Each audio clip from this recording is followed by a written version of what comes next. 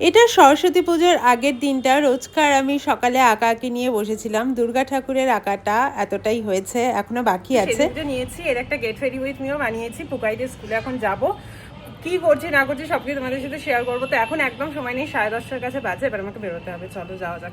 তো এই দিনটায় আমি গেছিলাম পুকাইদের স্কুলে, ওদের একটা আর্ট কম্পিটিশন হয়েছিল, তো সেখানে আমাকে ডাকা হয়েছিল জাজ হিসাবে।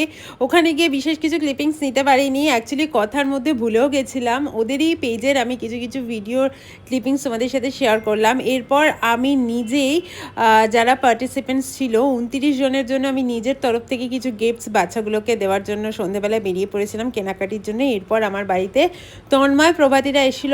ওদের হয়তো আগেও দেখে থাকবে, ভিডিওতে অনেকবার ওদের দেখিয়েছি। এরা আমার আঁকির বন্ধু, তো এসেই আমার আইপ্যাডে ওরা আঁকতে বসে গেছিলো। কাকিমার গান শুনে দিনটা শেষ করেছিলাম। ভীষণ ভালো গান গায় কাকিমা। চলো নেক্সট ভিডিওতে দেখা হচ্ছে, বাই।